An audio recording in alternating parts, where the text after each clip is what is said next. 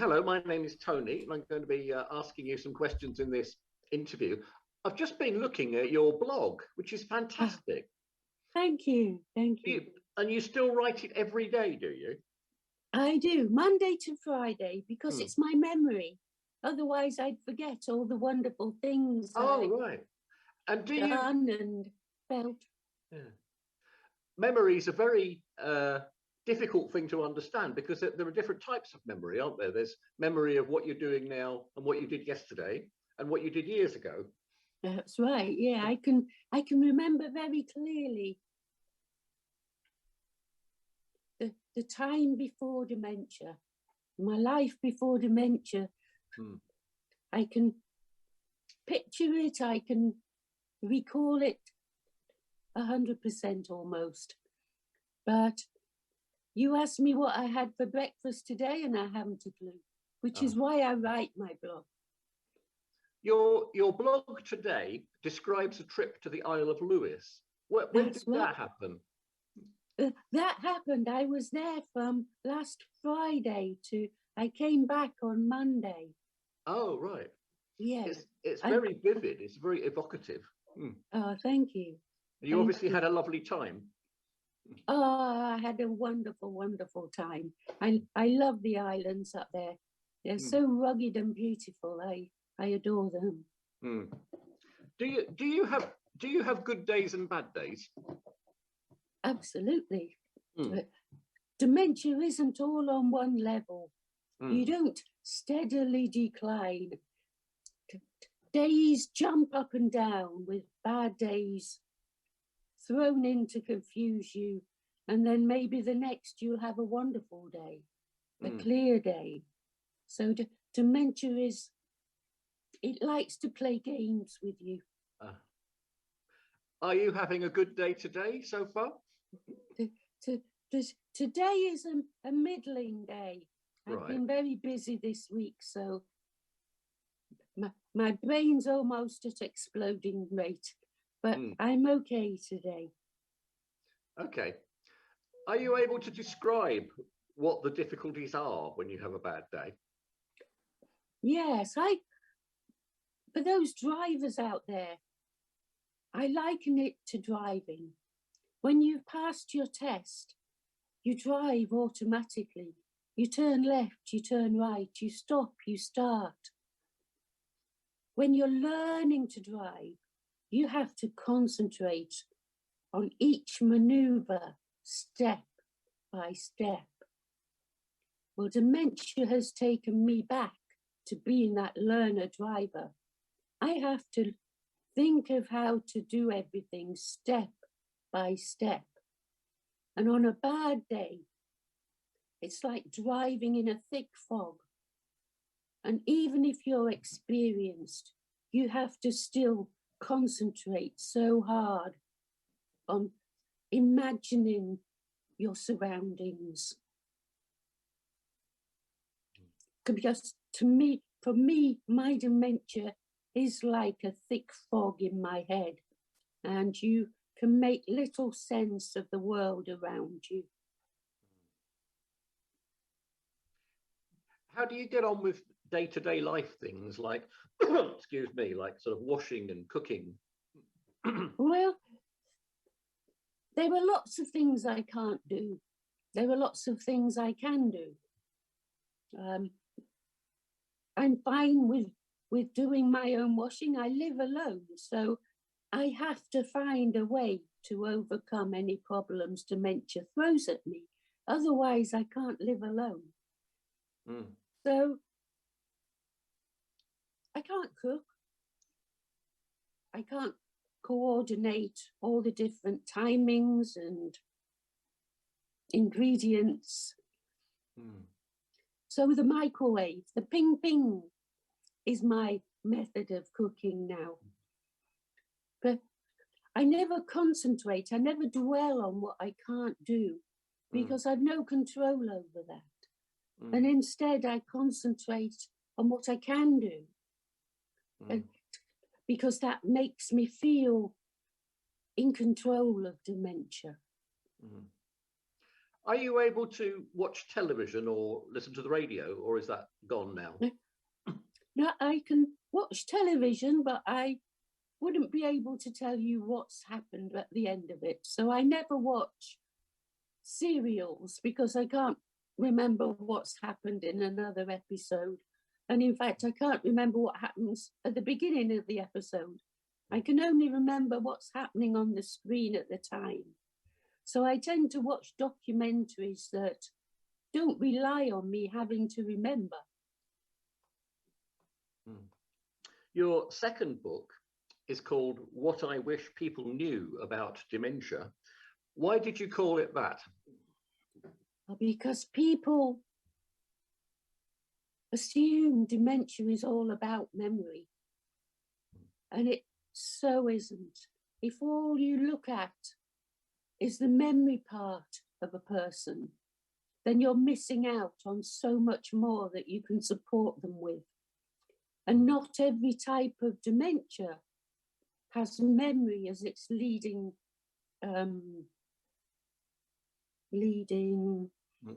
component symptom. So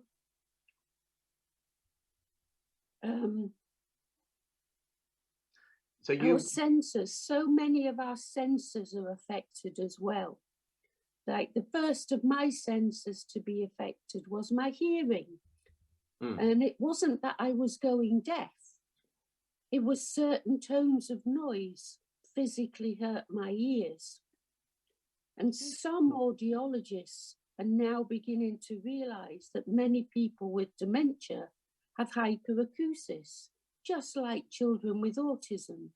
It's just a sensitivity to a certain tone of noise. But they can help. If we wear hearing aids like I do, they can program out the tone of noise that physically hurts your ears. And I had a wonderful audiologist who took the time and effort to listen to me, to take me out into a busy road and see what happens to me so that she could understand how she could help me. And she programmed my hearing aids.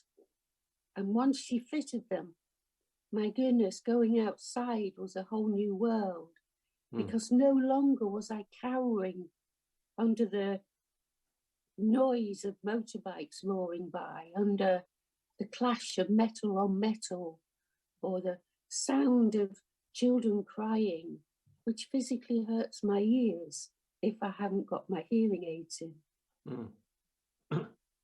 But many of the other senses are affected as well. The vision. Our eyes see, but our brains don't interpret the information correctly. So something like for me, black is a very bad colour. A black mat in a doorway looks like a hole in the floor. So you can imagine many doorways to shops, to hospitals, many other areas. They have black mats. And I can understand it. I can think, well, if I look up at the ceiling, I know I'm not going to fall through a hole. But someone who isn't intuitive like me, they might think, that's a hole. I'm not going through that door and walk away. So it's Do you wear understanding. glasses? I did wear glasses. Before lockdown, I always had my glasses on. Since lockdown, I lost them. And I've got used to not wearing glasses now. I can't see very well, but I've got used to not wearing them. Okay. Taste buds change. I no longer feel hunger or thirsty. Some other people do. So how I explain it is how we have this complex brain disease. So imagine the brain as a string of fairy lights, each fairy light representing a different function of the brain. Different fairy lights flicker and fail for each person with dementia. So that's why I don't feel hunger and thirsty, because that light bulb is extinguished. Whereas others can, because theirs is still a light. I can type, but others can't. So different light bulbs, different cells in our brains are affected. So you have to remember, you have to set reminders to eat and drink then, presumably. I have so many reminders, you wouldn't believe it. But yes, I have to not only set reminders, because I could just ignore them, but I have to have a strategy, a purpose to eat, a purpose to drink. Otherwise, there's no point to me, because I'm not hungry. So I adore walking. So I tell myself, if I don't eat, I can't walk. So that's my reason for eating. So it's important for people to think, if someone is sat with food untouched in front of them, you know, is it because they don't feel hunger and they have to have a reason? They have to have this purpose given to them. Or is it because it's on the wrong colour plate? Because contrast is hugely important for people with dementia. White fish, white potato on a white plate, and we can't see it because it just blends into the white. Wow. So the easiest way to tell if an area is dementia appropriate is just to take a black and white photograph. And if the shades of white, black and grey are really marked, you've got it right. If they all blend into one, you've got it very wrong. So that leaves touch and smell. Are they affected? Smell definitely is, yes, and touch. Smell, I can smell things that don't exist. They're olfactory hallucinations. You know, we smell things that, just like we see things that don't exist, we smell things. So I can smell fire sometimes, and I can, you know, go around the house, check that nothing's really on fire, but then think, no, it's dementia playing a trick on me. Or I can hear things. I can hear the doorbell going, and I'll go to the door and there's no one there. It's dementia just playing tricks with your brain. And it's important for people to understand that, because it can be very frightening.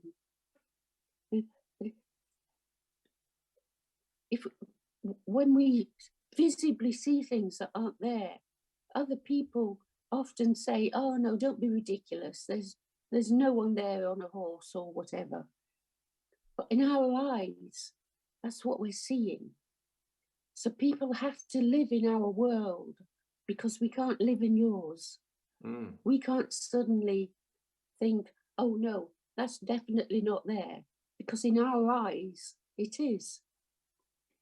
So it's getting the person to understand that, you know, play along with whatever it is we can see, or say, oh, they're riding off now, can you see them riding off? Something, just strategies so that we don't feel stupid. What would you like the public to know or do that they don't do now? I'd like the public to accept us, to not be afraid of us. People fear dementia so much because of the stigma attached to it. During lockdown, my community, my own village, got to know me as the camera lady, because I go out every day with my camera and take photographs of the sunrise, of the wildlife I see, and then I post them on the village Facebook page. Then they realised I had dementia as well, but they saw dementia in a totally different way. because they saw my photography first. Then they discovered I had dementia. So they saw the talent I had rather than the disease. That's lovely. And you can still do the technical controls for Facebook and online stuff. I have a big proper camera, but I only ever use automatic. I wouldn't know how to get all the twisty dials and everything. But so what? I can use automatic. What about practical arrangements? Do you keep your own diary? Yeah. I was always an organized person. I was always known for being highly organized. Nothing could faze me. So that's come in really, really handy with dementia, because if you're not organized, that's when the problems can start. I have a friend who's the most disorganized person on the planet, but she's always been like that. And she hasn't been able to learn to be organized. Yeah. She has to have someone else to organize her. Whereas if I want to keep living alone, I have to find a way to cope. And my mantra has always been, there's always a way. Do you object to the term suffering from dementia? Do you think that's inappropriate? Language should never be underestimated by anyone. The words you use about people often define them. So if all we hear is you're suffering from dementia, it's a very negative word. It's a very sad word. It's a very down in the dumps word. If that's all we hear, we'll believe it. Okay. So dementia survivor, do you think that's all right as an expression? No, simply living with dementia. Right. Sounds so much. It gives you hope instead of despair, because hope is the one thing we're never given at diagnosis. I know that the media are very fond of saying things like battling against illness or battling with whatever condition. Do you think there's something wrong with that? Well, I just think there's no need for it. Everybody battles every day with something. Well, why are we singled out as, we're not fighting anything, we're living with it, and we're learning to live with it daily. It's it's the same with cancer. You often hear of those living with cancer not liking the battle language because they're trying to live with it. And if they're continually being forced into this battle, they feel like, if they lose, have they lost the battle? If they die, have they lost the battle? Whereas no, they haven't. And people talk about, yes, that's right. And to extend the battle analogy, so if you've got an illness and you die from it, it's like, oh well, you didn't fight hard enough. Seems to be that's the right. implication. Yeah. And that's it demeans people's life, doesn't it? It's just not necessary. What are your plans? Are you going to write any more books? Well, I've just finished my third book. Oh, have you? Right. Tell us about that. Well, that's out next year. That's almost a follow-on from my first two books. My first book, Somebody I Used to Know, was my memoir at the beginning of dementia, saying how I coped. My second book is the more experienced me with dementia, what I wish people now knew about dementia. And my third book, we've